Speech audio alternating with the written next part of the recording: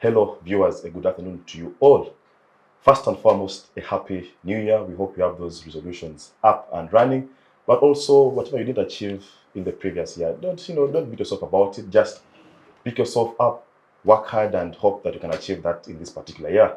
Well, welcome back to the Youth Roundtable. And this time round, we shall not speak in hindsight. We shall try to project and anticipate what events are going to take shape in the year 2023. But of course, in all perspectives, the social, political, but most importantly, the economy as well. And to discuss this with me, I'm joined by a panel of really distinguished young people of this country that those of you who follow this show religiously have seen their faces appearing on your cameras. Well, from my extreme left is a law student. I should not distinguish the two. A law student at Makerere University, but also a member of the now generation, Lawel Muhwezi. Lawel, thank you for being here. Thank you for hosting me again, this time in 2023. I look forward to a good year. Thank All you. right, thank you. We look forward to a good year as well. Next to Lawel is Regina Namugerwa, who is a programs officer at Tree Adoption, Uganda. Is that right? Very right. Okay. And you're also a lawyer. Yes. Yes. Lawel is a law student, you're a lawyer, so you're a senior. We're all land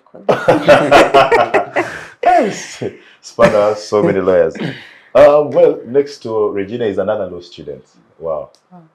DouglasDrake, a student of law at Uganda Christian University. 4th year now? No, I'm in my 3rd year, 2nd semester.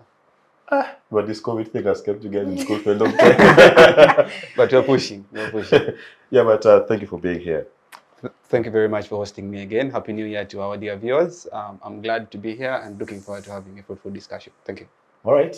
Next to Drake and next to myself is Judith Muvara, who is a programs assistant for investment for sustainable development at SEATINI, Uganda. Judith, thank you for being here. Thank you very much for inviting me, and good evening, viewers. Happy to be here. All right, Lawel, since you're the one in Dub in a very nice suit, let us start with you. Yes. So as we look forward to 2023, it has begun with certain things unresolved in the previous year. We saw, I think, the opposition political parties, I think Kizza Besigye and Kyagulanyi holding a prayer, sort of. But I think this comes at a wake of a void in the political conversations. I think if you're to pay close attention to the political space towards the end of last year, it was largely dominated by one side of the aisle. So is this opposition trying to recapture that space and trying to come back to the conversation? I think depending on how you want to measure the level of being active, and because there's a particular group which has been more, not noisy, but has been speaking a lot. But from also what I know, there are those who have been planning. We've seen different conferences here, also in the region, and you want to think that also that those that you call opposition, who are the opposition figureheads, have also been doing their job. The difference is that there is a section which, of course, is making the most noise, but also you want to understand that they are controversial by virtue of who they are and by virtue of the positions they hold in the country. And for example, in any country, the first son, for example, would be a point of interest. You've also seen in other parts of the world, like the UK, where the members of the royal family usually spark a lot of conversation, even in their social life. So for me, it's understandable. Going in 2023, I think that, of course, the opposition will show face. But for me, what worries me is the level of brutality, impunity that is exhibited in this country. Because what we saw, the most recent events as we are going into 2023, were these opposition leaders going for prayer in Zambia, I think sharing hall, and they were meted with that level of brutality. There's a particular interesting picture that has been trending where this guy was protecting his face and is being beaten by a police officer. And for me, does it promise a better 2023? I don't think. I think it gets worse. You were in the Makerere convocation where I think you earned particular injustice yourself. This was a university alumnus election, which usually is like you have the best, you have the cream, because you have graduates choosing who to lead them, and you have that kind of violence taking place, that kind of impunity, rigging taking place. At the political level, I don't think 2023 is something that is going to be better. For me, what I'm more optimistic about is the economy. I think that 2023 is going to be better for us as a country. I don't think it could have gotten any worse than it did in 2023, given that we are still fighting with the aftermath of COVID, but also the war in Ukraine. Now, I'm not sure that 2023 will not have such a war, but I think it's going to be, in my heart of hearts, I think it's going to be a better year economically. I don't think it can get worse than it did with the results of COVID-19 with the Ukrainian war. I think that I look forward to when prices of fuel stabilize and we can enjoy ourselves.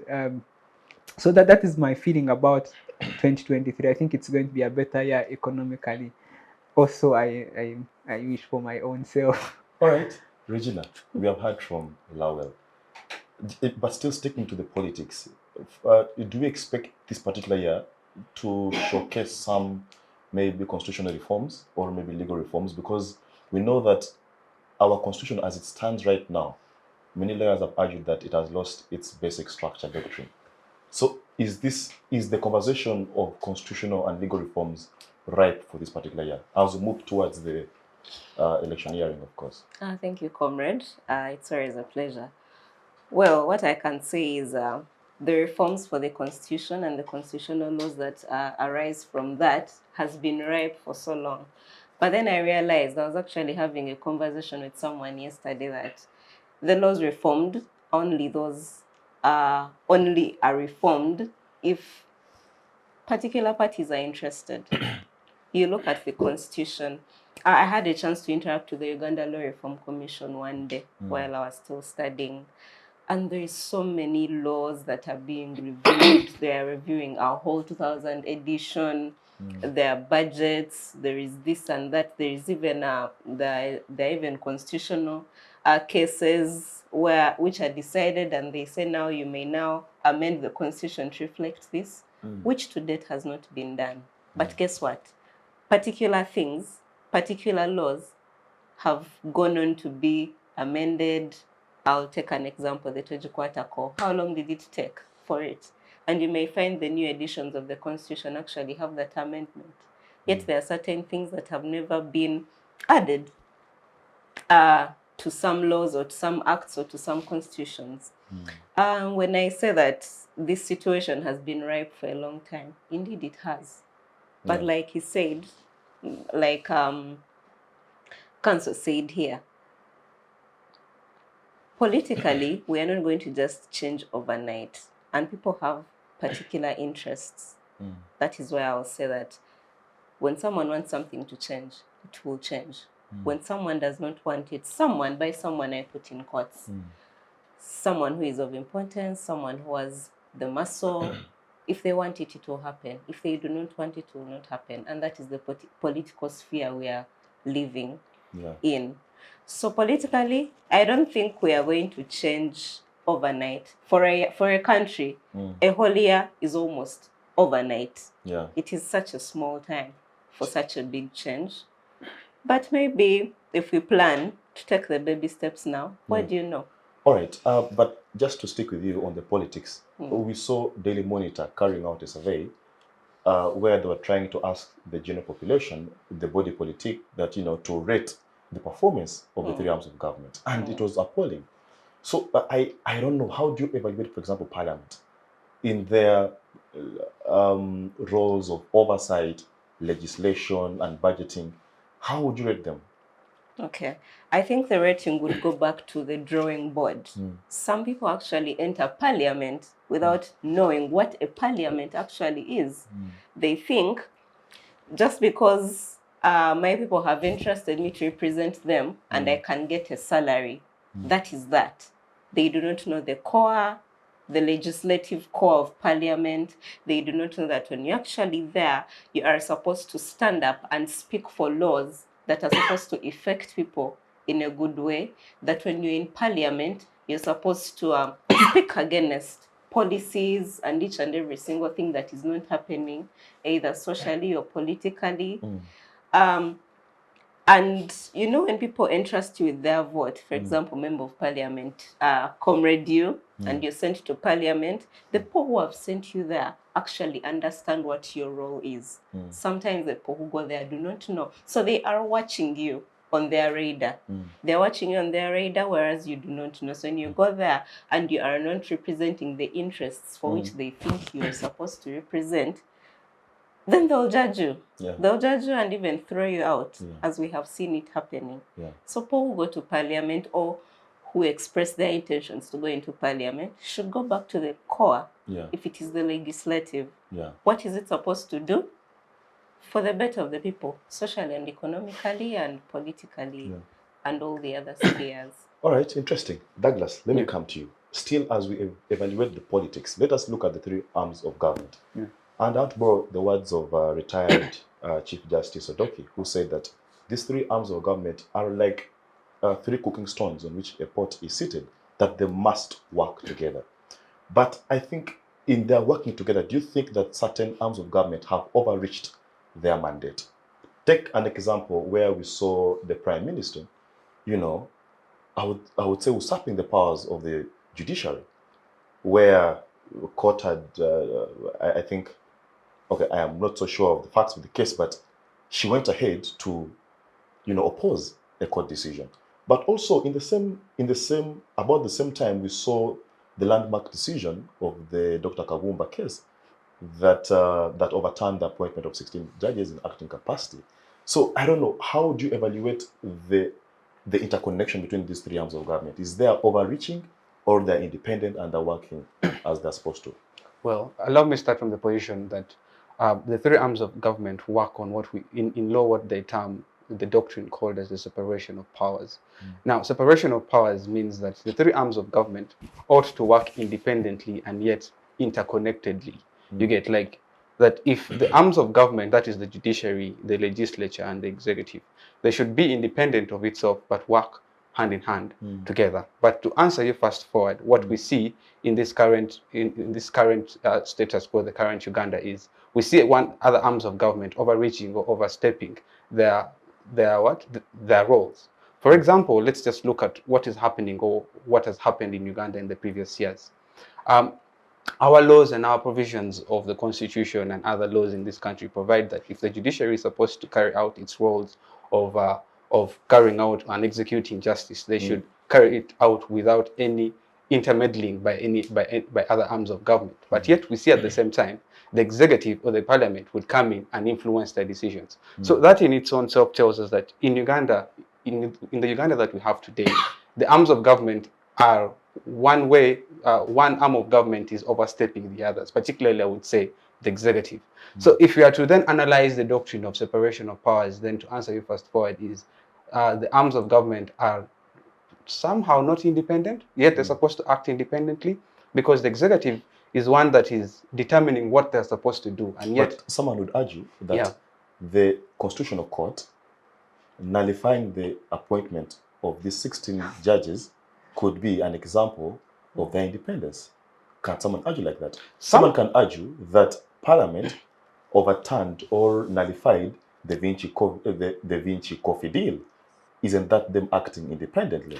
That is acting independently. Now, those are one of few examples that you can cite, but also you can cite very many examples where we see Parliament or the executive overreaching its powers. We have seen scenarios whereby the executive or the Parliament go ahead and even infringe or overstep the powers of the judiciary. We have seen scenarios whereby the executive still goes ahead and oversteps the powers of Parliament. So what does that tell you? That in a country like Uganda, whereby we say we have a constitution, we have laws, and yet at the same time we do not respect what the law provides. So in just a nutshell, I would say we are in a country that we have laws, we have doctrines, but we do not respect them, we do not abide by them. So maybe to speak to the hopes of 2023, as my colleague here said, we do not just change overnight. We do not expect change overnight. Maybe this year provides us with possibilities of change, possibilities of of us seeing a different Uganda, but it won't happen overnight. It's going to take some small steps, some baby steps, and I think the baby steps start by respecting the rule of law of this country, whereby we see the police not infringing the powers of parliament, we see the police not infringing the powers of the judiciary, and we see the executive not intermeddling with the activities of the parliament or the judiciary. All right, fair enough. Judith, let me come to you. I have heard of a concept called political economy. So whereas you are an economist, you cannot avoid the politics. But well, let's just go a bit to the economy. If you evaluate our economy in the previous year, like Lawel put it, it can never get worse than that. I mean, we saw prices of commodities hitting skyrocketing rates, prices of fuel and many other things. So as we move towards this particular year, what are some of those fiscal policies? What are some of those, because I know that, for example, the central bank increased their lending rate, and which was a sign to the commercial banks that you should limit lending and borrowing money so that you can reduce the money in circulation. So I don't know, in your own words, how best can us as a country maneuver through 2023 economically? Thank you very much, moderator. I think economically, as last year has been really worse, like part of my panelists said, but moving forward, cannot be crying over spoiled milk. We need to move forward. So moving forward, I think we need to focus more on maybe, can I call it productivity in real sense, of not only the products and that we grow or produce as a country, but also the minerals. If we can add value to all our products so that they can be maybe exported for trade, maybe therein we can get our economy grow. But also, for example, in the mineral world, we export a lot of minerals without adding value to it, be it cobalt, be it gold, be it whatever. If we can focus on adding value to the same products, then maybe we can later on export rather than being import dependent as a country. Maybe if we export and do trade with all these markets available, then later on we can boost our economy. But also the issue of our debt burden. We barely can finance our national development as a country. This is partly because there is very limited domestic resource mobilization.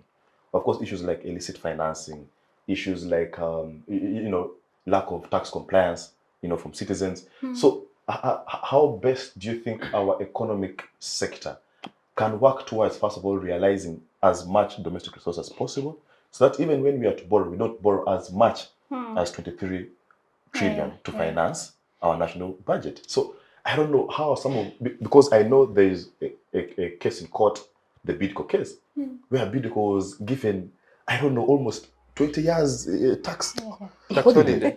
So I don't know what are some of these strategies that we can use to ensure that we have more domestic resource realized within the country. Thank you. It is true that as a country we have hit the red tape of our debt burden, but maybe the same can be realized in I want to think if, we are, how many million people? 47 million people as Ugandans, but only 2.6 are taxpayers. Really? Only 2.6, yes. You can imagine. So, Lawel, where do you belong? I don't know if I'm still among the dependents. So I think as maybe this goes to URA and all those bodies that are in charge.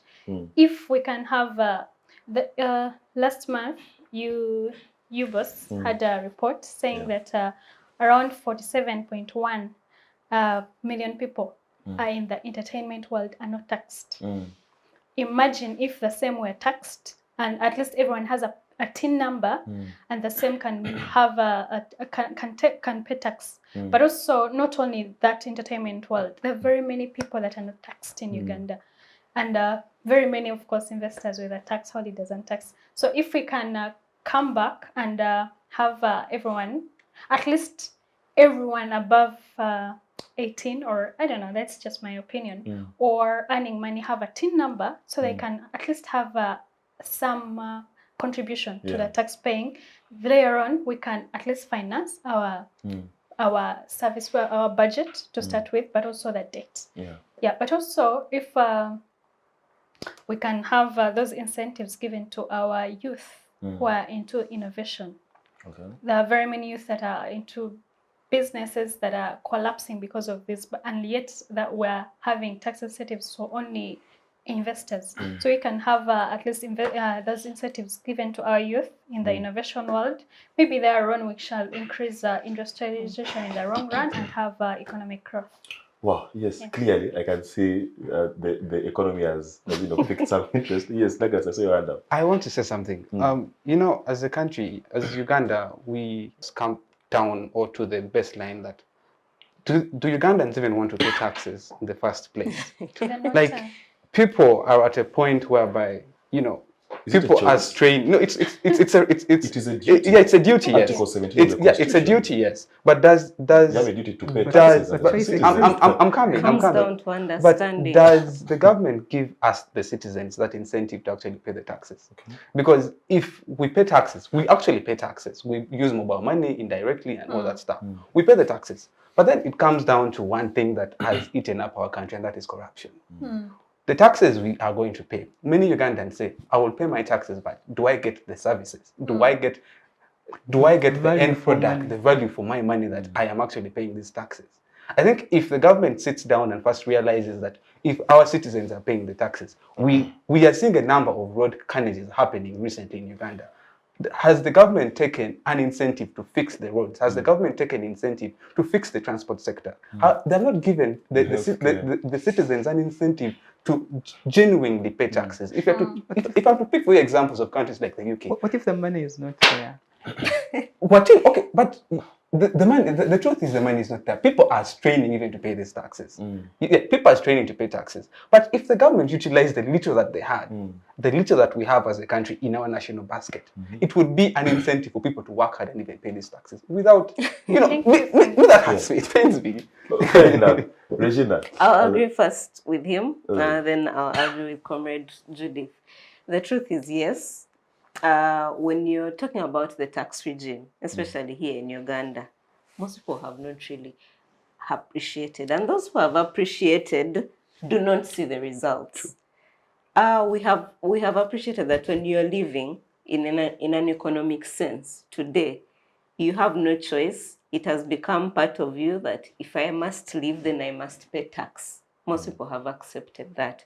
But where you do not see where the tax is going, or where you have, you do not feel satisfied that what you're giving in is actually going to benefit you in the long run, you'll definitely be defiant.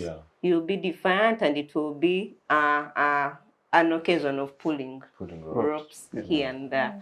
And I also want to agree with Comrade Judith. Yes, the truth is, as economically, we need to look at other things. She mentioned the mining sector. She mentioned the entertainment industry. But aren't you among the people who are opposing, for example, the Eco project? Why? Why would you say that among the people? Because just she can clarify. Before that, free adoption Uganda. The guys who are saying environment first. Before that, I'm going to answer you. But before that, I want you to look at for a long time, even when you look at the literature, agriculture has been the backbone of Uganda. But that right now is not holding water anymore. Why? First, today is which day? 3rd January. There was a forecast somewhere in December by some meteorologists that we are going to have rain till end of January. Friends, on 1st January, I was surprised. I thought it was an oven. I was expecting some rain at least here and there, but nothing. We cannot rely on agriculture anymore. The poor who are totally, the smallholder farmers, the poor who are totally relying on it for their, you talked about domestic mobilization. The poor who are looking at farming, I farm my food, sell some. It's no longer possible for them. And these people cannot irrigate their maybe 4 acres. It cannot happen. So some of these things are dying out, and I agree with Comrade Judith. We need to look outside. You need to diversify. Eco later. Yeah. I don't agree quite with my co-panelists. for example, agriculture. I don't think we are bad. I think we still have the leverage over any other part of the world. I mean, you look at Israel, which is doing so great, but their conditions are like worse, the degree. And many other countries. I think we still have the leverage to to become major exporters of agricultural products, of course with more value addition. And for me, that is the area I'm more interested in. Is that the problem I have with the, for example, mineral sector, these other malt production companies, is that usually what is gotten from there does not trickle down to better livelihood in terms of sharing what comes from there. And for me, that is why I would wish that we focus more on the small scale farmers who are relying, like, who are still on subsistence, who need sort of transform. And I think it is largely possible if government can create, even if it is markets even within the region. There's a time when the banana production was booming because South Sudan was consuming a lot of matoke. I think it is still possible. There was some parliament outreach in the areas of Komansimbi and the surrounding, and they said actually these areas are doing well because of there's some campaign by the Uganda, I think, Prime Minister to plant coffee, and at most it has had positive, and they're going to do better. And I think if we can have this at a larger scale, depending on which regions are better at what, I think it is possible to transform. I think the issue of taxation. No, just as you evaluate that first subject, could you relate that to the Russia-Ukraine crisis? Because many of us had imagined that Africa, or Uganda in this case, holds so much of the world's arable land.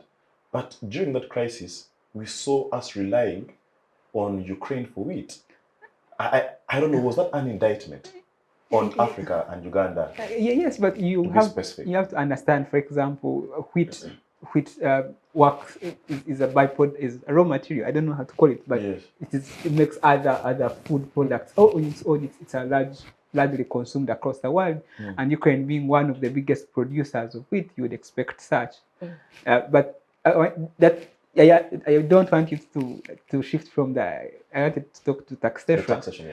I think that even if you tax everyone who's 18 and above, you still won't get the money. There was a statistic, I don't know if it was New Vision or Daily Monitor, which said that only 1% of our population, of the working age group, I'm not sure, but earns over 1 million shillings, which means that is just above $300 per month. So you have a small tax base, or you don't have capacity really to realize the tax you want.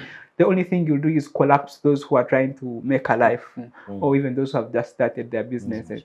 The biggest problem that needs to be investigated is that the biggest people who are getting most money are evading taxes. And I can tell you, if you have conversation with people who work in URA, customs, etc., they'll tell you the big dogs who are getting all the money are not paying taxes. And I can tell you, there is a particular company, I won't reveal the name, which a betting company, which earns almost 1.5 every weekend when guys bet. They only 1.5 billion shillings. They only declare around 200 million, which means if they are to pay tax, they will pay around 20 million or so. You can imagine how much they are getting away with. And these are people who have capacity to even arm twist the people who work in URA. But you can imagine how many people are making so much money and are not paying taxes. And so one betting company has capacity to pay taxes, which is equal to more than 2 million Ugandans who maybe are only making 400,000 in profit. And so for me, it goes back to the politics, to the goodwill. So we are still struggling. And when you're talking about construction of roads, etc., there was a time, I think October, September, when government did not have money. And you saw local government employees not receiving their salaries in time, government workers.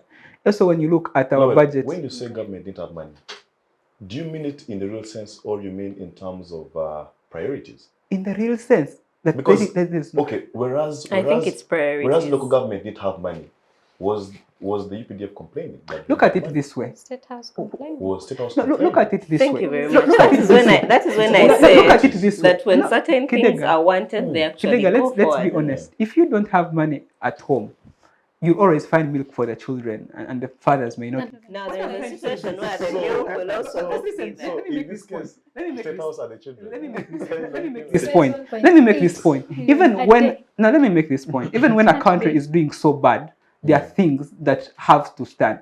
That does not. What I'm trying to say, that when I say government doesn't have money, does not mean it is on zero. But It is that. what First should wait, stand then? let It me should be make, the healthcare. let me make this. Let me make. Buying cars. Let me Right. make my point. 15 million women Okay. die on a single day while giving birth. Okay. That should Okay, worry you. that's a whole different point. Let me say this. Okay, maybe there was money, but there wasn't sufficient money to run government as it should. To the extent that there was no money to pay civil servants, right? Okay, maybe that makes it more plausible. But for your argument, even if government had all the money, even if it was doing good, really, we don't have.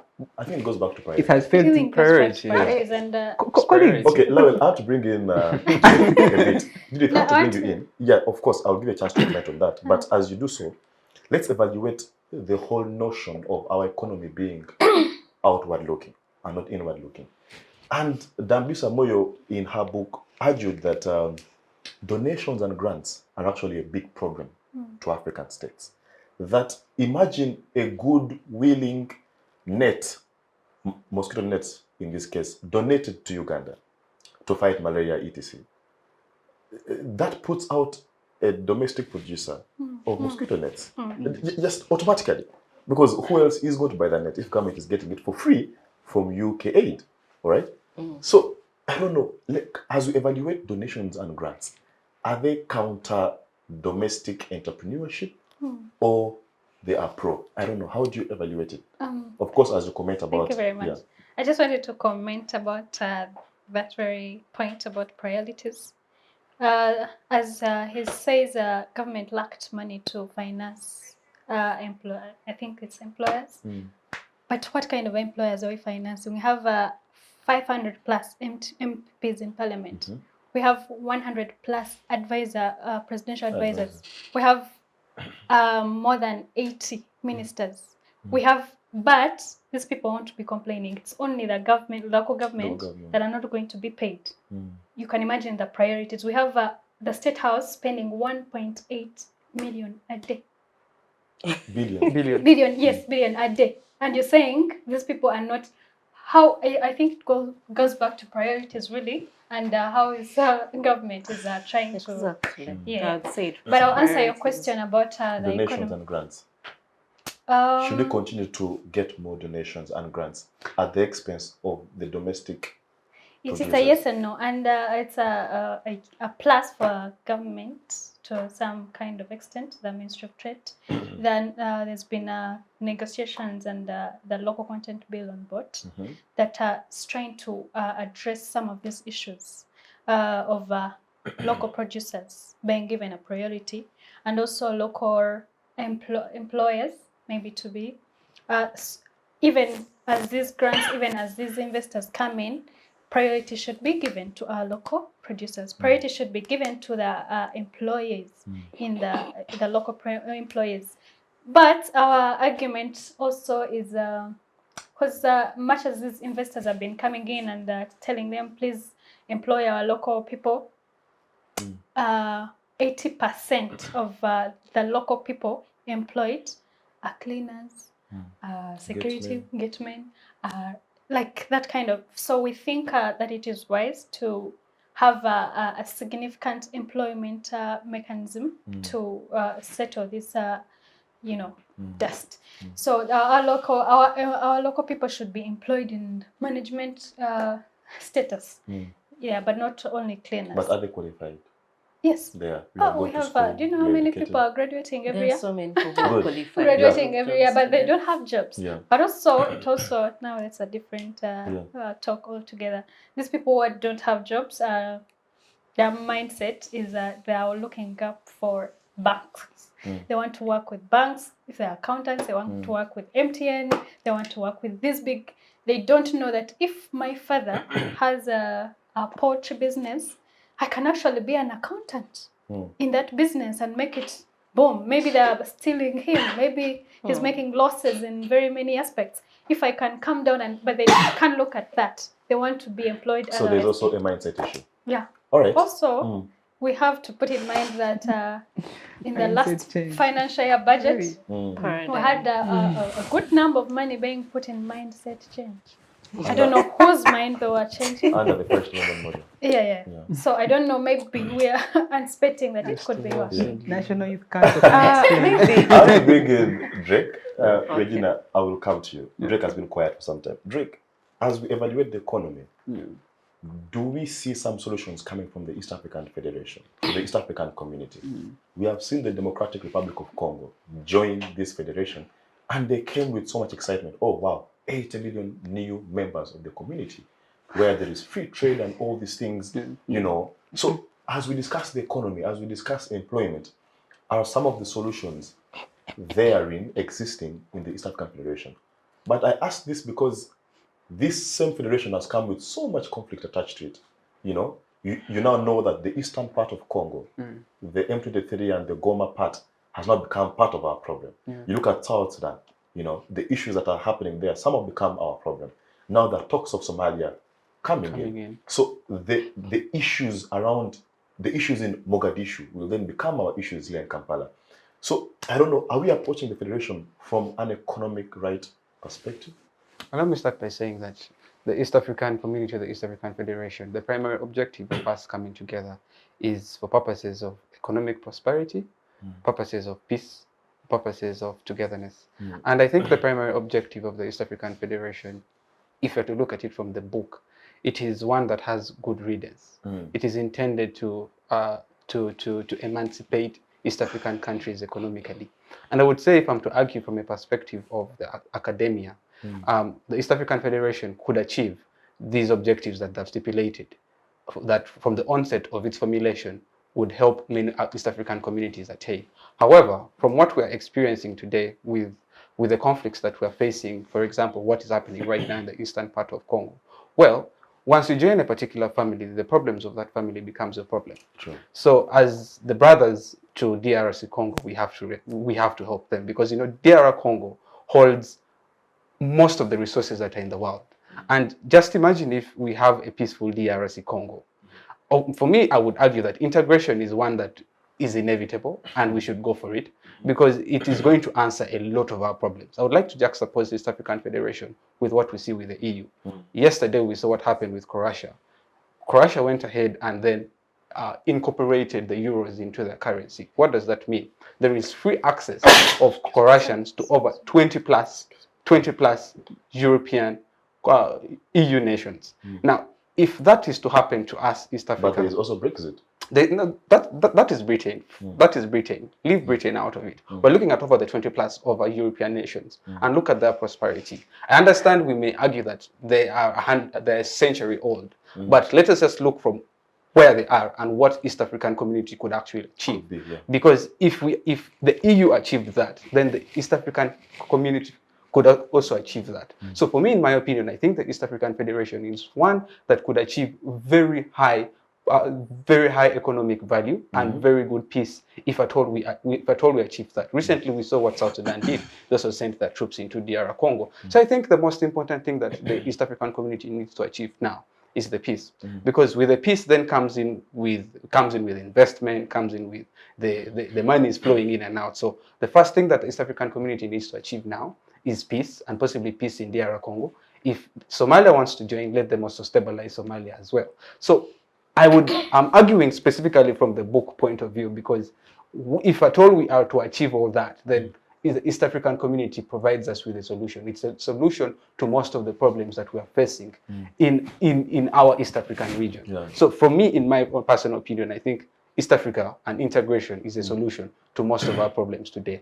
And maybe just to bring up, to just respond to what our colleague Lawel was arguing about, I would like to say that taxation, it is true that the government needs money, and the money that to run an economy comes from the tax base, right?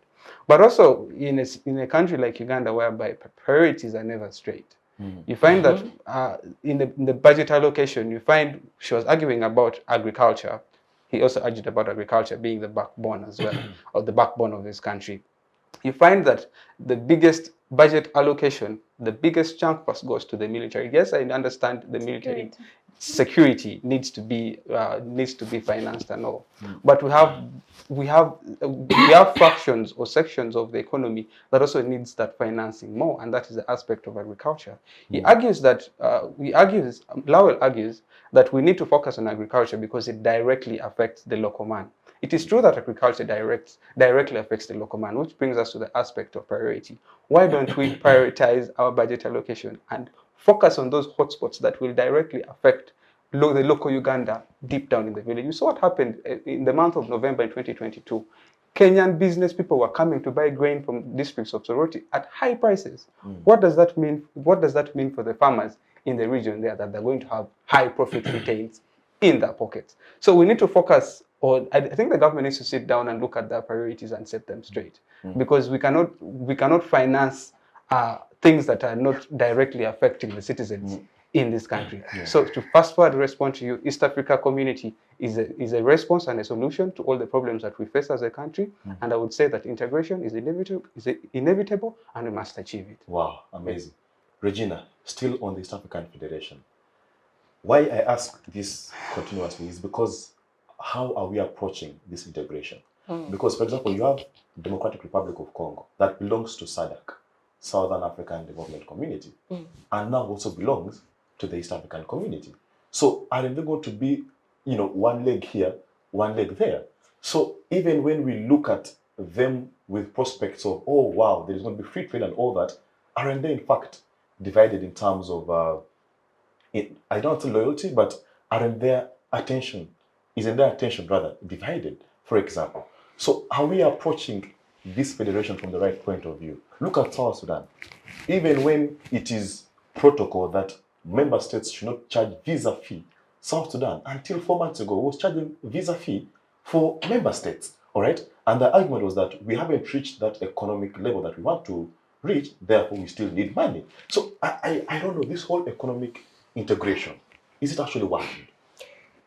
Well, is it actually working? Not so sure. Will it work? We hope. The thing about regional integration and all that, you want to look at, it's like a marriage, but this time it is a marriage of about 5 parties. You hope for good things to work, you hope for partnerships, you hope for reliability, you hope for peace, and peace is not the absence of war. Peace entails so many things. When someone does not have fuel to actually drive to work, yet they have their car, they will not be at peace. When someone cannot have their supper, when they did not have lunch or when they did not have breakfast, that is not peace. They're still in conflict. So the thing about integration is we hope that it can try to marry all these things that ail us today. If we are taking on Somalia's problem, if we are taking on Kenya's problem, DRC and any other, will they be also reliable? Will they be present to question our problems as well? Can we really run to Kenya now that we are all together whole? Can we run to Kenya for this problem? Can we run to Rwanda?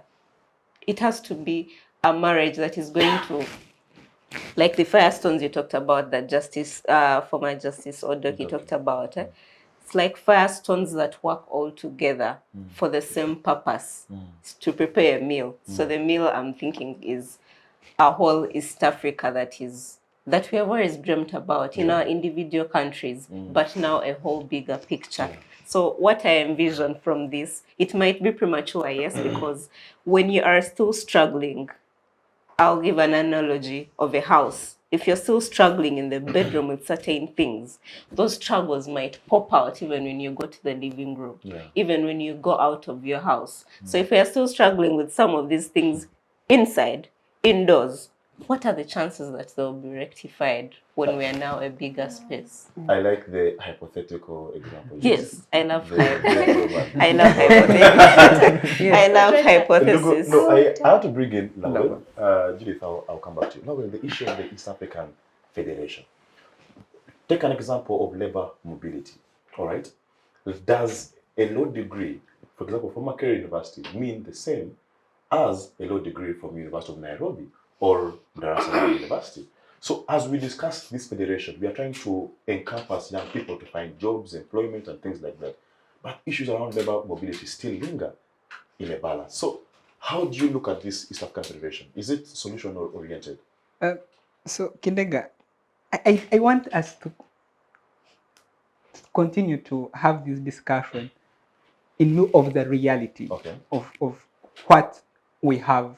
Look at the difference in these 5 countries, and then we can then try to assess. And we get it all wrong, or I think we judge not fairly when we judge it from the academic and the ideal point of view. And so that's why I think that we need to look at this project as a work in progress, and that how was it last year and how is it today, and that is the situation getting better? And I think it is. And that, for example, like you said, until 4 months ago, South Sudan was charging visa fee. Now it is not. Mobility, it may not be what we expect it to be absolutely, is one country to another because you have the East African passport or East African national ID. But at least now there is ease, especially when compared to maybe 10 years ago, or compared to when crossing to non-East African countries. And I think there is progress to that extent. But my opinion about the East African community, I think we had this discussion some time ago, is that if you want to be happy about the East African community and to appreciate it for what it is, look at it as an economic federation. Because that is the only area in which it is going to succeed. And it works for each of us. Just that. If we continue to have these expectations of a political federation, is that we will never achieve that. Look, the biggest decision-making body of the East African community is that assembly of heads of states. When you look at their nature, if you're going to have a political federation, you must have harmonization in maybe the constitution, relatively harmonized. You must have a system of governance, etc. When you look at the individual characters of these countries and even the personalities of heads of states, they are not reconcilable.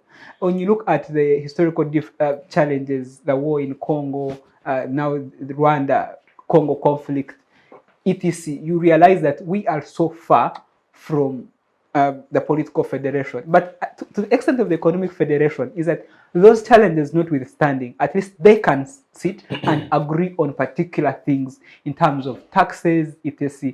There has been this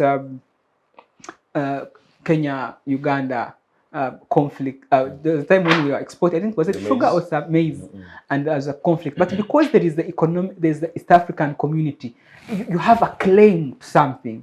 In the absence of the East African community, every country has a right on most of those things. So I think that is the East African community achieving? Yes, I think to the extent of the economics. When you look at it in the lens of the economics, when you look at the ECOP, the pipeline, now Tanzania being part of the project, you expect much more. But maybe to speak to that, there's a point about employment. We also must balance between the local. I think it's the local content bill, etc., that we should stop having our people just doing the money work because it doesn't fetch in a lot of money. I think it is true. But also we need to deliberately as a country train our people.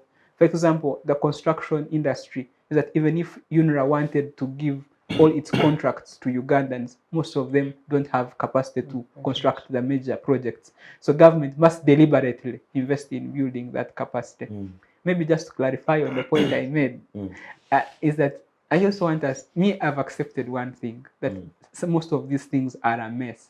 So I discuss despite of the challenges we have. And so it is true that we have challenges of prioritizing, of budget allocations and all that. And so the point I was making is that because of those existential problems, the country found itself in a fix. You get as a result of all those. So, but again, me, what I've understood that most of this is really a political question. Is that as long as the priority is still maintaining grip over power, then the instruments that give you that power are going to be the most financed. And so. All right, let's take a commercial break. Regina, comment. Regina, please allow me. Please, I'll begin with you. I'm being signaled that we need to run some adverts. We need to make some money. So some adverts need to be run in this short commercial break. So, but I'll begin with you, Regina, and Judith. See you after this. Digital rights are those human rights and legal rights that allow individuals to access, use, create and publish digital media or to access and use computers, other electronic devices and telecommunication networks. Digital rights include a right to freedom of expression, information and communication through technology, a right to privacy and data protection, a right to credit for personal works, a right to universal and equal digital access, a right to identity, a right to anonymity, a right to be forgotten, and a right for protection of minors, among others.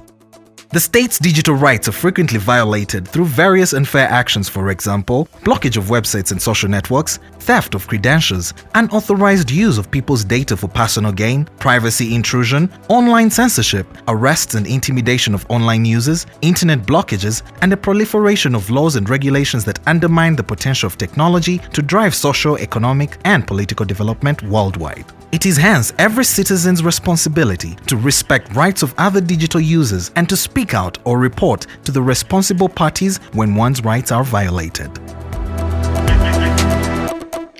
Yes, we'll be back from that short commercial break and shall go straight to the point. Judith, Regina, your hand was up. Thank you so much. What I wanted to actually say is, listening to our comrade counsel here, he's very, very optimistic, which is actually what we need for this year.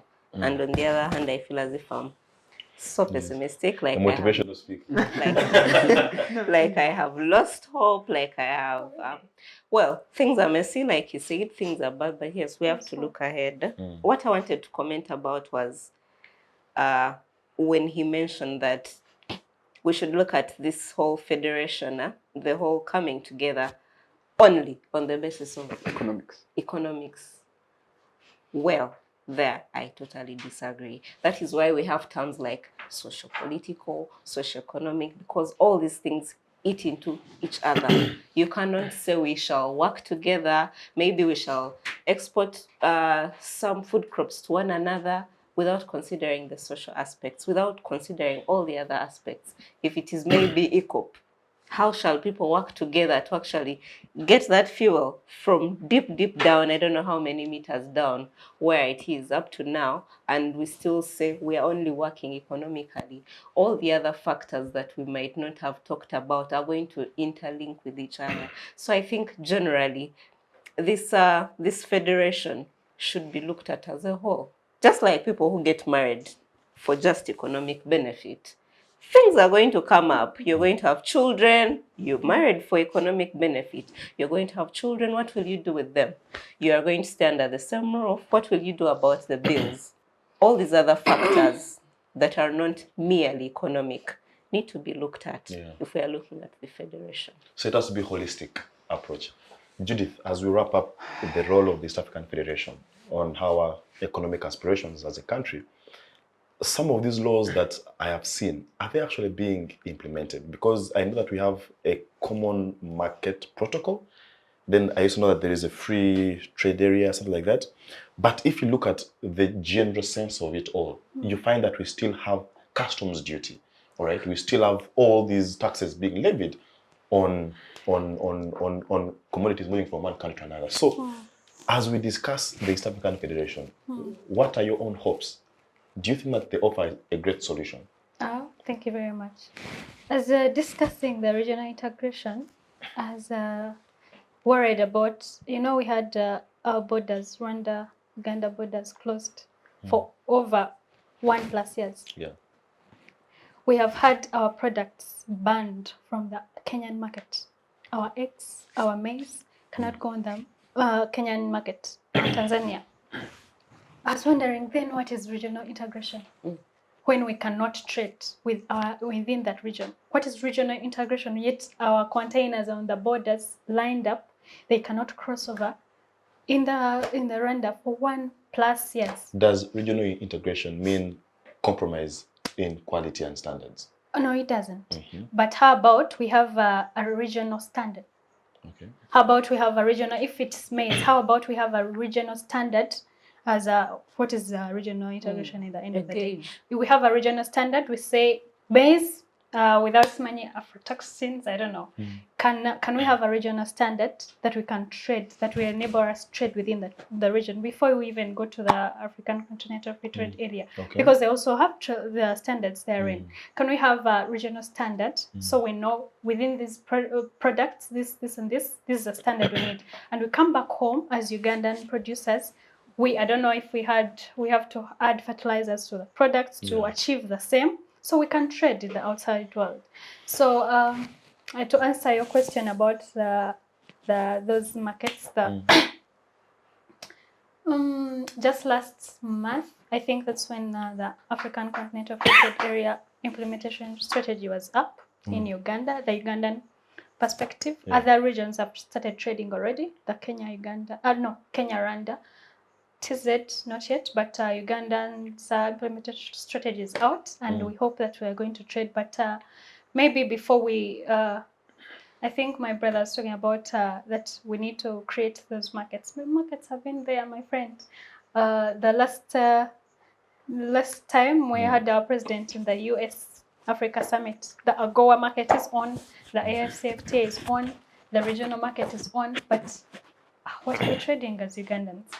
First, our products don't have the standards. Maybe we should come back home and agree on the standards, and that's upon the government maybe to educate, to create awareness, to capacity building for our exporters to know which products are going, the standard, what are the technicalities in the cross-border trading, what are the non-tariff barriers are actually off, many. So the markets are actually there. What we need to do is come back home, concentrate on our packaging. Packaging is a very important aspect that Uganda has not been paying attention to, because your products, as being packaged as exporting, they get damaged. Oh, okay. There's some products that need, for example, honey. We have our exporters here. Honey, for it to be in a bottle, it has to be hot. But the containers, as you put, it will get ramshackle, those containers. So we need to pay attention to those aspects. Thank you. Wow, very interesting. I think it takes me back to your point of domestic resource mobilization. And she mentioned, she gave an example of how in a family, someone who is educated, you can come home and be an accountant in maybe the poultry farm. And this is the mobilization I think I would maybe prefer to see. Those small enterprises. What if they are formalized? What if government actually injects money in some of these domestic enterprises, maybe even register them as businesses, and by the time someone is registered as a business, you don't have a certain standard. What do you know? Maybe these are the products that are going to come up and actually going to qualify for some of these international markets. Wow, amazing. Douglas, as we wrap up the economy, the parish development model. The government of Uganda promised Ugandans economic emancipation. And to this effect, the brainchild was the parish development model. We didn't see so much of it in the previous year. This year, do you expect the parish development model? Do you expect the parish development model to get up on its feet and offer Ugandans an economic solution? I love how this country always comes up with very nice, well-shaped programs that is tailored to lift Ugandans out of poverty. It is so nice to the point that once you read it on paper, you feel like, this is the real deal. But the reality is it the real deal? I think that is where now the conversations come in. We have seen programs such as NADS. We have seen programs such as Myoga. Like from those previous programs, let's evaluate those programs. Did they live up to its expectations? Did it elevate the communities out of poverty as it was anticipated to do so? The answer is no. The reports show that majority of the beneficiaries of these programs have not benefited out of it. Okay, yes, they may argue that people misallocated the money that they're supposed to use, among others. It brings us back to the drawing board. When the government is implementing or drawing policies or coming up with policies, they need to anticipate all angles. Because what we see with the programs that come up is government says there is money, we are going to do this particular program. Other people argue that these policies are actually just a form of corruption, that they're using it to just swindle money for themselves. But in reality, okay, let us evaluate parish development model. It's a program that is tailored towards elevating the best of the best of every society, and those are families out of poverty. So on paper, the program is meant to help these families, but then in reality, from previous experiences, I believe where we are, or if you know Uganda, you know that it will actually not achieve. Yes, our comrade Lawel is very optimistic. I would also want to try and pick a leaf that maybe we shall reach a point whereby we can achieve these fruits of having our people economically empowered. But before even we have our people economically empowered, I believe when there's at the point of policy formulation, the government needs to also first educate its citizens on how to utilize these monies that they give to them. I think that is a stage that oftentimes we neglect, the aspect of sensitization of the masses on how they're supposed to utilize these resources to possibly elevate themselves from poverty. Which also some people will argue that these people are already facing a lot of problems, that once they receive the money on their hands, they want to sort out other problems that are experiencing. So then it nullifies the whole idea that how are we going to achieve a goal from a particular objective, yet we already have existing problems that once someone receives the money like this, someone is thinking, I have a loan with this person, I have this with this person, they will sort out that and forget to actually execute this thing. So I think as a country, we just have... I hear you. Lawel, let us move to the social aspect. That is me. Lawel, let's move to the social aspect of this particular year, as we, anticipate and, and try to project what might be the unfolding events. So many things have already happened as we did conclude last year. For example, we saw the FIDA petition that was seeking to have cohabiting relationships recognized as families and also have the benefits that come with the same. But also there are many others, the issues around teenage pregnancies, issues around human rights, rights of women. So in your own perspective, what should we focus on as a country on the social aspect moving forward? That area is, for me, especially is it the education curriculum? As someone who is politically ambitious, is a very delicate one to discuss, especially. So I have to strike the balance between what I believe is the right thing and what is politically correct. But let me just stick to what I believe, is that I've had this whole discussion on cohabitation. For example, a friend, the deputy Lord Mayor, saying if I've stayed with a man for this long, why shouldn't this qualify as marriage? Also, I know there's a lot of loopholes with our family law, but I think it is one. I think that's based on a very false premise to say that because we have been together for long, then you become a wife. Look, there is a definition of what marriage is, and that choice exists. Even if we have dated for a day, and I think that I want you to be my legal wife, we both of us have the choice to pursue any of the available ways of legalizing marriage. You get my point? And so those avenues exist, and they are as easy to attain as possible. They are as easy as walking to the person in charge of civil marriage, officializing it, as easy as going to the village and have a customary marriage, or going to church. I think that this whole leftist liberal idea of wanting to get away with it so easily is ridiculous for our society. Is that I don't know. They form this sense of vulnerability, this whole, and want it to be seen as the morally right thing to do, even when in the pragmatics it's not true. And so, like I've said, the whole bet on cohabitation is that it is not that these cohabiting individuals don't have a choice to formalize their marriage, to be legally married. But if you say that if I stay with you for 10 years and we have children, then that will become marriage. Why? What if you're my friend? Is it true that friends don't have engaged in sexual activities, don't have children? And so what will be the fate of friendships? Yeah. The reason why cohabitation... Friends with benefits. Yes. The reason, yes. What if I do not want, for example, to commit to a marriage, to a legal marriage, but I can have children with you?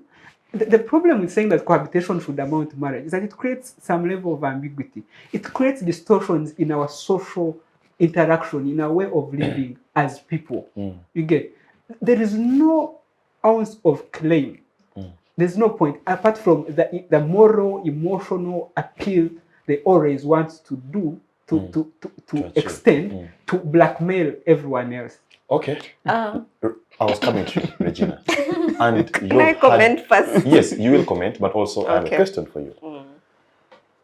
Any law that comes to place is trying to address a certain mischief, all right?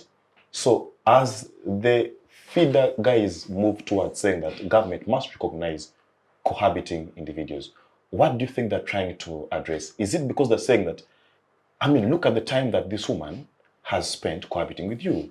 Should you then, after some time, say, you know what, we have spent 2-3 years together, but I don't think we are meant to be, and therefore you should, you know.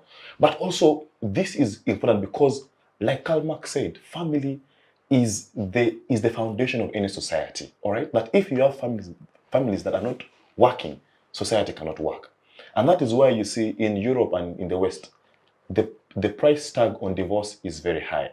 That even when, before court issues you a divorce certificate, they first give you what they call a Nisi decree. That, you know, first, I mean, for these 6 months, first see if you guys can get back together, because they appreciate that families are so important. So as we move towards this particular year, does this legislation, is it trying to create families? I don't know, how do you perceive it? Well, thank you so much, comrade. Lucky for me, I have had an opportunity to work with FIDA, and I really totally understand where this is coming from. All right. But before I address that, let me first comment. Yes. Yeah. One, I'll comment on the aspect of when he said if he has a choice to decide one day that he wants someone to become his legal wife. Yeah. What is the purpose of adding the word legal? And before you actually went to law school, did you know that there are actually 5 types of marriages that are acceptable here? This is what I'm trying to say. You might have known, or you might have not have known, but the truth is, people are as blind. You might see them with their eyes. Some of them have 4, but they do not know these things. They do not know. And like I told you, I've had an opportunity to work with FIDA. When you go up country, you'll find someone, you're like, so yes, madam, tell me. She'll tell you, I've been married for 30 years. I have my children, they're here. I'm like, you're married for 30 years, do you have a certificate? No, the man visited. And this is what they know marriage to be. Whereas I know that there are 5 types of marriages and there are procedures, and that I have a choice to enter a marriage or not. These people do not know these things. Now, I think these are the FIDA is trying to stand for. This is the mischief they are trying to cure. Because when you are not, like we're talking about formality, when things are not formalized, okay, let me say it in the reverse. When things are formalized, there are also effects of that. And when things are not formalized, there are also effects of that. In this case, when a marriage is not formalized, there are so many things that are bound to happen. For the wife, she might not benefit. She might not benefit as someone who has entered into a legal marriage. The children, yes, the children. Isn't that the selfish part of the mischief? That, you know, you want to legalize this because in case of a breakup, you have something to take back home. Well, me as a woman or as a man? As a woman or as any? No. Okay. Let's say as a spouse. Because even a man can take home something in case of the dissolution of marriage, because you have been married. It is spouse, not wife, not husband. Well, FIDA is for, well, it advances women and all. But if that law comes into force, or if it is successful, then also the man will benefit. We have been cohabiting for 30 years. Maybe you've been the one also participating in the economic deals or whatever and all that. Altogether, it will be put together, and the man can walk back home with something. Okay. Douglas, let me hear your own opinion. I've heard from Lawel and Regina. But if you look at the level of gender-based violence, you look at the level of teenage pregnancies, you would wonder why women are struggling so much to legalize their marriages. Aren't they walking into a setting that is so violent? Because if you look at the police cases, gender-based violence is on the rise. So I would imagine that they would actually be trying to want out, but they're instead going into what we have seen to be very violent. So I don't know, is there a gap? Is there some mismatch between what is happening and the actual reality on the ground? Let me start by saying that... But also, what is your opinion about cohabitation? Cohabitation. Allow me to start by saying laws are developed, or laws are premised on, as you said, as they come up as a result of challenges or effects or what people are facing in the community and the society. And the mischief that the High Court ruling is trying to solve is what my sister was arguing here, is the long-lasting effects of women entering into cohabitation and not actually getting formally recognized as the legal wife. Allow me first argue from a legal point of view and look at what the justices in that court possibly looked at. In the holding of that, in that case, they said no photographs of diary negotiations or witnesses are required, so long as you prove that there's been long cohabitation. Long cohabitation, in its sense, then you need to understand what long cohabitation is.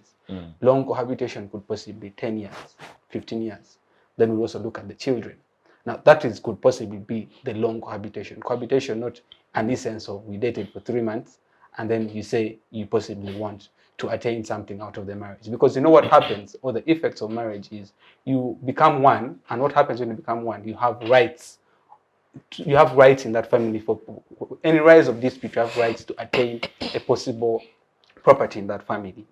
So that is from the justice point of view. And I think what FIDA was trying to solve is what she was arguing, the long-lasting or the effects that we're seeing arising out of very many communities in our families today. But then to come back to what I feel and what I think is right. What I think is right is the purposes of families is one that it informs the nation. It forms the premise of backbone of what a country is actually about. And to reach a point of us formalizing and accepting that long cohabitation is a form of marriage that we should accept, then I think we also need to look at the long-lasting effects that this is going to have in our communities. Yes, we may argue that it has solved a particular mischief today, but then what kind of effect shall this have? They are both positive and negative effects of all rulings that we have in society. Marriages will end up. So the thing is, what I feel and what I know is right is we need to accept that marriages are very important in forming families today. Even from a religious perspective, religions would argue that you need to marry someone formally to have kids that are brought up in a family that are not going to be affected by any effects of demons, right? But then also from a perspective of someone who is looking at marriage or as family as a unit in a society that informs the backbone of a nation, is we need to accept that marriage is very important. But then the ruling in this case, yes, is solving a mischief, but then the long-lasting effects of this particular ruling may not be felt today, but we are going to feel it in future, because people are going, because many people are not going to actually to understand the case. People are just going to say cohabitation. The court has said not even it's married. Okay, because many people in this country in our country, Uganda today, people even do not read between the lines. People are going to say, oh, cohabitation, and they have left out the aspect of long cohabitation. So we need to draw that line, and the effects of that particular ruling is going to be felt in years to come.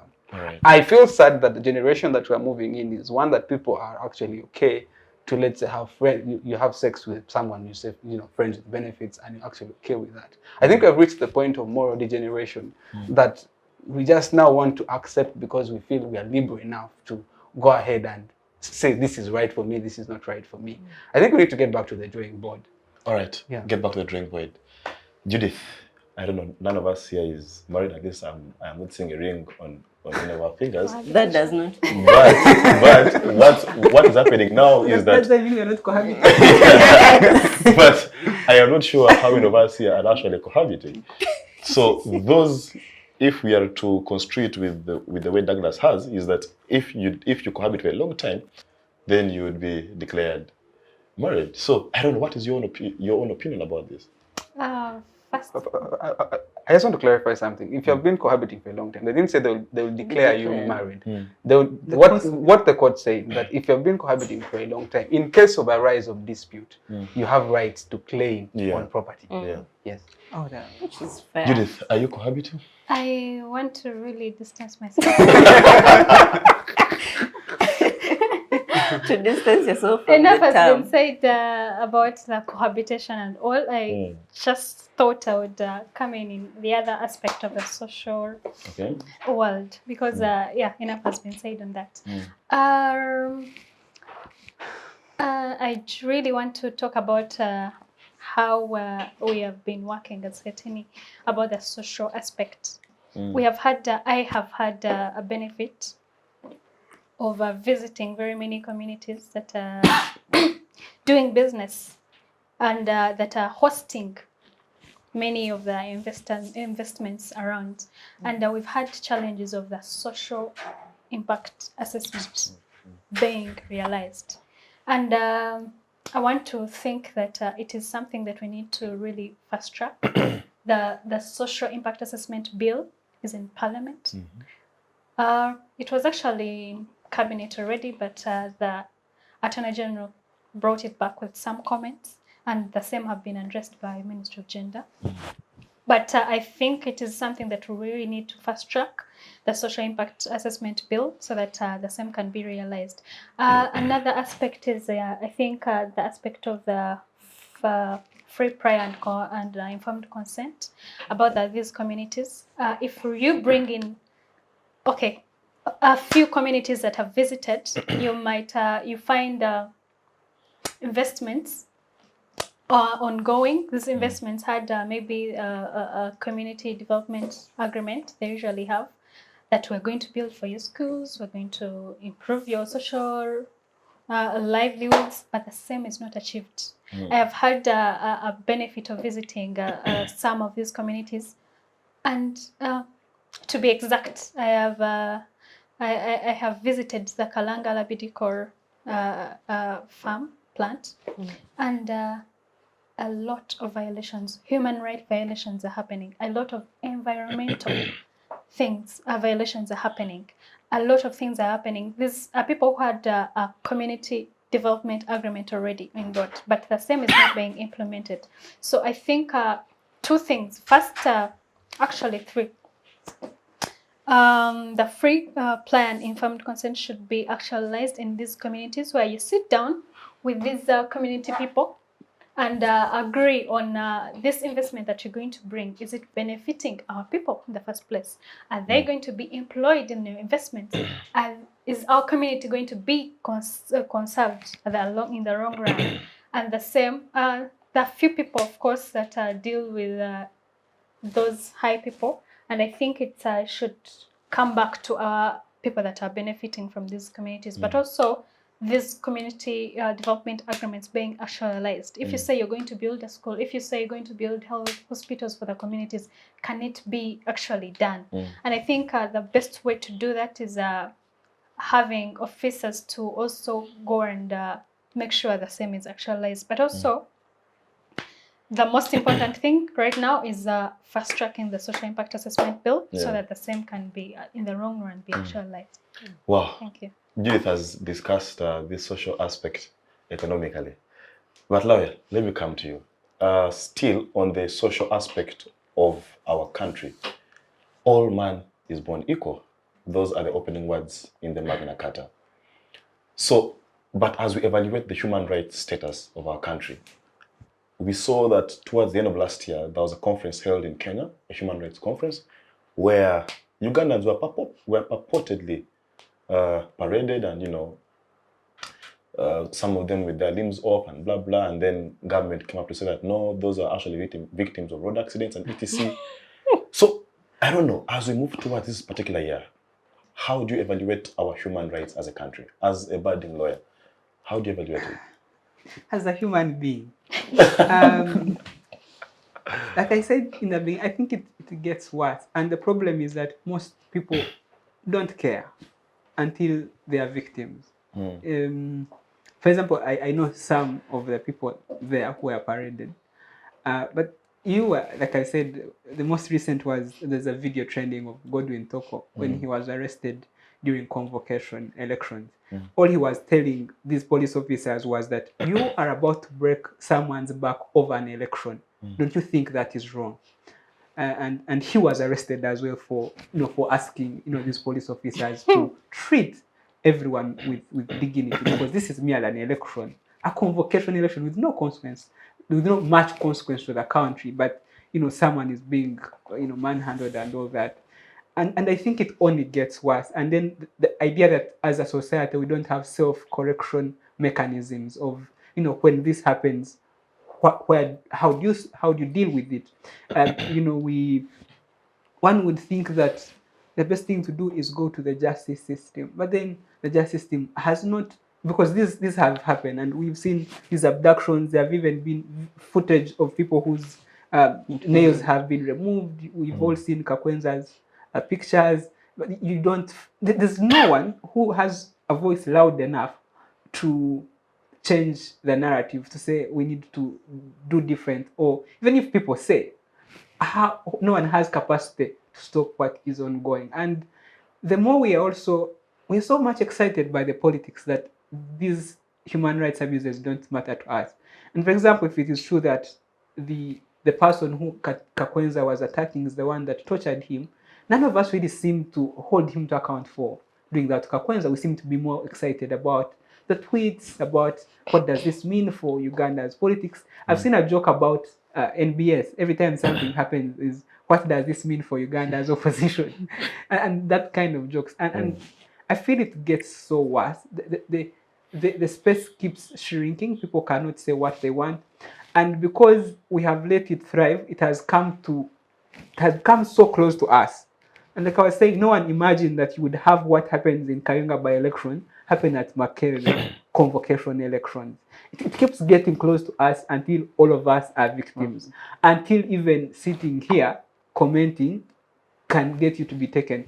Then we're in Kenya for some venture. And so this guy who was recording wanted to make a joke of when General Muhwezi said he will attack Kenya and conquer it in 2 weeks.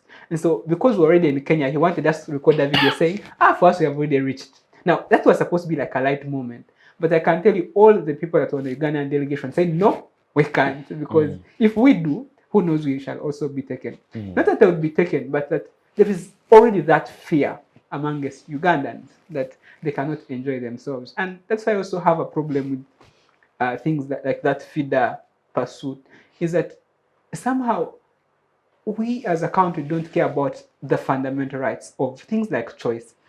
Indeed, if you say that if I spend, we have not decided to get married, but because I've stayed with you for long, then it comes with marriage consequences. But what about the ideas of choice? That I should choose whether to be married with you formally or not. Okay, to be married with you, the formally is not important because ridiculous. Marriage is marriage. It only becomes marriage when it is formal, when it is legalized. So if I should marry you or not. The problem we have also is that we have become like carpenters, and like every problem, it must be hit, as a nail, right? And so if the problem is that people do not know what amounts to marriage, we want, instead of saying, let us do the hard work of sensitization, of bringing it down to the local churches, to the LC1, people to educate people. It may be taking long, but that is the real solution. The problem now is that we want to find a shortcut by legalizing. You get. We also had that discussion where they wanted to start. The MP for workers wants to bring a bill where even housewives can be paid a minimum wage. They can even be given transport when you dismiss them on work. Those are problems that really cannot be solved legally. And as a country, we have refused to deal with the real solutions to the problems, and we think that the solution is always in the law. Yeah. And the more we legislate, the more we risk shrinking our own fundamental rights, like choice, like and freedoms, expression, and those sorts of things. Lawel has argued like a typical lawyer. Regina, the issue of human rights, how are we progressing On a scale of 1 to 10. No, we're not doing very well. Actually, we are moving to the worst end of it all. You see, we have gotten our laws, we have gotten our constitution, put it on the shelf and let it gather dust, and also maybe leaving it to the law students who are still perusing it religiously. And that is the truth. You look at the non-derogable rights. The right, the freedom from prevention of torture, cruel and inhuman. Yes, the non-derogable rights. What purpose does it serve today? There is actually a whole act about that. It does not serve any purpose today if the act is still there. I don't remember which year it was enacted. The Article 44 in the Constitution is still there, but just today, someone else is going to be, actually part of the non-derogable rights is also a right to a fair hearing. Yeah. Yes. But just because someone has mentioned something and you disagree with them, then you bundle them up, maybe even shoot them and hit them and load them up onto the what? What is fair hearing? Then what is justice? What does justice entail in this country? It entails that someone shall be charged, shall be arraigned before court, and all those other proceedings shall follow. We are doing very badly, and shamelessly so, and we are going to suffer in silence for a long time because these things are getting out of hand, because even the people who have the courage to stand and remind us that, you know what, people, we have a constitution that in Article 44 says this, that in section this says this. Those people who have come up to remind us of these things, they have also suffered the fate of the same laws that they're trying to defend. We're doing very badly. Very badly. Douglas, as we discuss the social aspect, human rights, let us talk about access to justice. We have seen the judiciary opening up new high court circuits. We have also seen the appointment of 16 judges of the High Court. Well, in acting capacity, yes, but court did not go ahead to withdraw their appointments. So, but do we see an increased level of access to justice? The Ugandans who get incarcerated, are they having more access to justice? Because we discussed that in light of the general human rights conversation. So access to justice vis-a-vis human rights. A recent report that was released by Daily Monitor showed that last 2022, there were over 70,000 inmates, right? Out of over the 70,000 inmates, 39,000, approximately 39,000 were convicted on capital offenses, and over 16,000 weren't even arraigned before court. So those are just numbers. Just those are approximate numbers. So what does that, that speak show to? You? What does that speak to our criminal justice Now, system? that's what I'm coming. That just shows you that access to justice is one thing. You know, our constitution says that if you're in custody, you should not be in custody for more than 48 hours before being arraigned before court. How many people spend nights in custody before even appearing? Some just disappear for good. Others disappear for good. No, I did. I spent the night. So yes, I was incarcerated. So what does that tell you? Like, I was about to reach the 48-hour mark. And that's another thing altogether. Yeah. So what does that inform you about our justice system today? It's one thing, right? Our constitution provides that human rights are supposed to be inherent. Article 20 is clear, fundamental, inherent. For you, the law students, you have read the case of Christopher Mitiklia. The justice said, human rights are not granted by the state. They are inherent. Now, these rights that we enjoy, right to life, right to choice, all that, no one is supposed to, the state shouldn't grant you. By virtue of your birth, you inherit those rights. Then what are some of the rights that the state can regulate? Now, those ones, let's first start from the non-derogable rights. The non-derogable rights that the state has no power whatsoever. Things to do with torture, things to do with your life. All those are rights that the state should not interfere with. But what do we see today? Look at what happened in 2020, November, the 18th November killings. What happened? What does that inform you about our justice system? Did we see any action being taken? We have seen a number of NGOs that are tailored towards fighting for justice, petitioning the High Court about the killings that happened then. Has there been any response? We have seen families losing their loved ones. Families have been tortured. Has there anything been done about that? Definitely not. So what does that inform me about our justice system? It is one that is wanting. And for us, the law students, we study, we cram the law, you do this, you do that. But then the reality is at times you sit back and you're like, are we really going to, are we going to give justice to our people? Because if you ask law students, what took you to law school? To give justice to my community, to do, they speak all the good English. But the reality is, things are bad. Things are bad. Judith, Muvara, our human rights, we have a whole chapter, a whole Bill of Rights, chapter 4 in the Constitution, that stipulates clearly what rights you have, But if you look at, they've put it out there. I don't know, on a scale of 1 to 10, how are we doing? My colleagues have already talked about how there's this touch and all. I want to agree with them. Human rights are actually not realized, but we need to give credit where it's due. At least Uganda has been part of the Universal Periodic Review, which is not compulsory for it to be part of it. Very many countries descend from it, but Uganda is part of the Universal Periodic Review, where they go and assess your human rights violations from these countries will assess the human rights and give recommendations on the same. I'll give you an example. The other year, 2021, that's on the results of the Uganda UPR, the Universal Periodic Review. One of the recommendations to Uganda's delegation, was that they should have a national action plan on business and human rights. The same was implemented last year. The national action plan is in place because of that recommendation. We are right now negotiating the binding treaty on business and human rights. We are part of the negotiations as Uganda.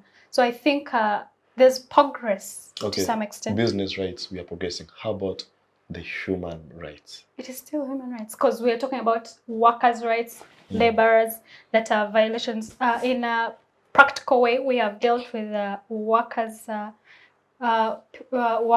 whose rights have been violated in very many investment land schemes, and we have videos of them. We have the documentaries. We have taken, as SEATINI, I'm speaking as SEATINI, we have taken the same to the ministry that has the mandate, the Ministry of Gender, and we are glad and need to really appreciate that they actually went to follow up these violations right back. We gave them the videos, because we can't just go and talk. These workers' rights are being violated, they're not being paid. We took their videos, and we are glad that Ministry of Gender actually followed up. They went to inspect the places, and the same is being done. Of course, not every landscape, but at least there is hope that some things are being done, and we need to appreciate the same. Okay. Just I want us to shift gears to electoral democracy as we wrap this up. Let me ask something briefly. Okay. On the aspect of access to justice, I want to recommend the Transitional Justice Bill that has not progressed so well in Parliament. Yeah, we have the formal justice system that is okay. I have no issue with it. But then we are seeing the lagging behind the case backlog and all. I would then opt for a more transitional justice, where we see the incorporation of the cultural aspect in connection with the formal aspect. Like Matoput. Yeah, we have very many petty offenses that we shouldn't wait for the formal justice to respond to. So the aspect of transitional justice would not only help harmonize these inmates into the community, but also would welcome them, and then have a better and more informed society that is not only one, because the formal justice system is one that only puts you in custody, and afterwards you come out, and the society will, possibly others will not welcome you back properly. But with the transitional justice, we would see, for example, the matter of what happened with Kanyamunyu and what happened in northern Uganda. I think that is maybe something I would recommend that should take effect. Yeah. All right. Guys, let us shift gears as we wrap this up in the next 10, 15 minutes. Already, as we move into this particular year, we anticipate a by-election. Naturally, there's going to be a by-election in Makerere County. Of course, the unfortunate demise of the MP. So, As we move towards this particular year, how do you evaluate our electoral democracy? Because we have seen the way, and it's you who mentioned Kayunga, we have seen the way by-elections have turned out. So, is this another seat that the NRM is going to maintain in Makerere County? No. But also the broader perspective of electoral democracy in Uganda. Of course, I think, just to answer directly, I think NRM is going to win it, and it has won all by elections, not by the grace of, or by the choice of its people, but by the might of its machinery. So, again, I just don't want to sound repetitive on the show. I think that there's no electoral democracy. Kidega, me and you are politicians. You have now understood that to win the election, you don't need to have the best manifesto. You don't need to touch most lives. All you need is to find the people who call the shots. One, who has the money at your secretariat. Two, who is in charge of the military or the police. And that has become the new reality of anyone who is interested in featuring in the leadership of this country. And that's the advice anyone who really wants you to win an election in Uganda will give you. That look for the money, look for the people with the forces. And so if I talked about the real things that a real election must look like, I would be irrelevant to our Ugandan context. So just, I think, electoral democracy not, but I have now started to reconcile myself that it is not only through electoral democracy that you can become a leader, is that you can find a niche, you can find spaces which you can be able to influence and sort of create impact in that particular society. As we can continue to do that until we can make small changes within the communities in which we live. Maybe at some point in time, there's that theory of incrementalism. So with time, we shall create robust change. Or maybe we can use it as a mechanism to wait until somehow things become okay, hoping they will. Thank you. Regina, electoral democracy. We anticipate a by-election in Makerere, but also the fate of the two members of parliament who have now been incarcerated for, I think, coming to a year plus. What is their fate in terms of, I mean, there are people who haven't had any sort of representation in parliament for all this while. So what is the fate of these members of parliament vis-a-vis their people, but also the by-election coming up? Will it be any different or more of the same? This time round, I hope to be an optimist, like my brother here. The truth is, we need to be true Democrats. Not theoretically, not on paper. We need to be true Democrats who are not going to look for where the forces are, who are not going to gather money to finance those forces, but to be true Democrats. To know what we're actually getting into, what we are looking for, what we are going to do as the people that are going to be chosen to represent. What are you going to do? What are you going to serve them? That's why I agree with him when he said impact. Build trust. Don't just work out of the blue and just impose and say, yes, now I want to be. Build trust. Like you already mentioned that you're interested in the political sphere. Start now. Build trust amongst the people you want to lead. Show that even without elections, you can be a good and able leader that can be trusted. There would be need for all these things that we have been. There will be no need for all these things that we have been seeing, where elections have come, and because you feel threatened, now you want to use ulterior motives to disorganize each and every single thing. We need to go back to the core. We need to be democratic. Look at what you want to stand for. Look at the people you want to represent. Look at the laws that glue everything together, and that is what we should stand for. Especially now that there is so much going in Parliament. By so much going on in Parliament is, almost zero impact, like that poll voted on Twitter. Drake, electoral democracy. You see, I'll also try and be optimistic, but the truth is, you're badly off. Let's just accept the reality. You sit back, and the worst part is we are the young generation, the so-called now leaders, and we see what is happening with our country, and you wonder where we are going to, like where are we heading to. The reality is, as Lawel put it, is NRM is going to win.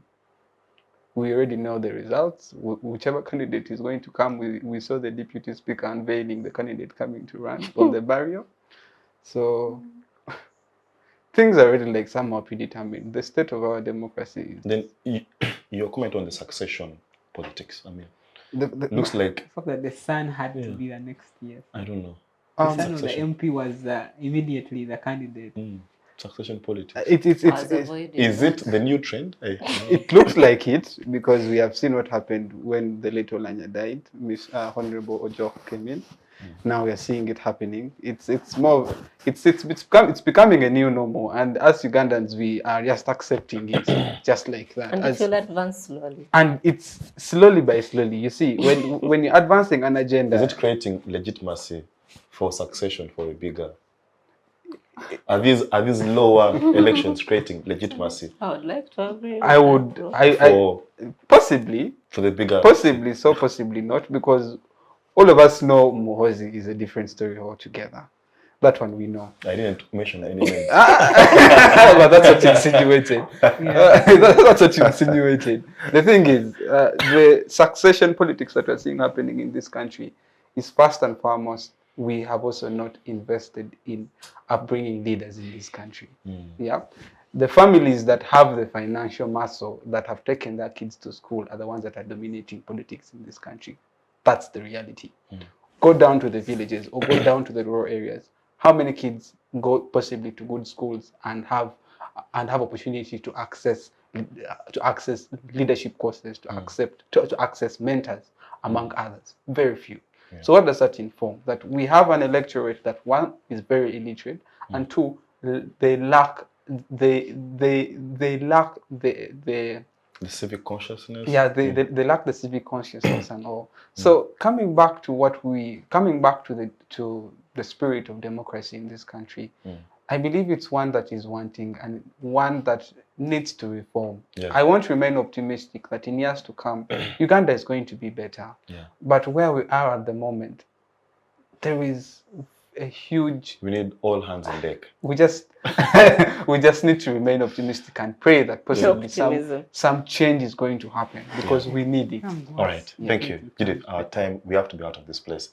Your comment about our electoral democracy as we move towards by-elections and things like that.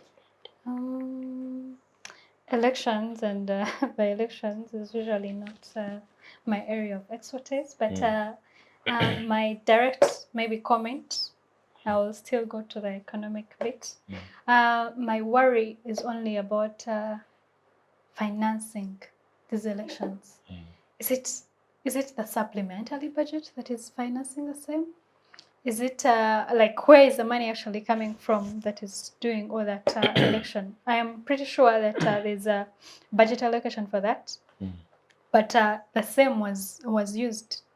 So my worry is about, is it something we're going to look at next being supplementary budgets on the same? Is it something they actually plan about? Yeah, but on succession and all, may the best candidate win. All right, colleagues, our time is fast spent. But I'll give you just 30 seconds to give us your last word, and maybe you can comment about succession in your 30 seconds. Okay. But strictly 30 seconds. Lawel, as I move towards the side. Yeah, maybe to all our viewers and fellow panelists, I think that the truth is, especially for the young, that we are the real successors of this country. Yeah, interesting. And that we should continue to, like I said, seek mentorship, seek knowledge, so that we can become better people individually. It's only when we are better individually that then we can give out good energy, that we can influence the spaces in which we are. But I hope that as a generation we can make better choices, and that when we sit here in future, or when our kids sit here in the future, they also don't lament or are as negative as we are. Thank you. Regina? I'll try to summarize my comment. I've mentioned this here before. that we are slowly slipping back into the monarchical times that we have left behind. And what is happening is before a norm is, even before it has existed, certain things, small portions of it are introduced, which become bigger, and eventually it becomes normal.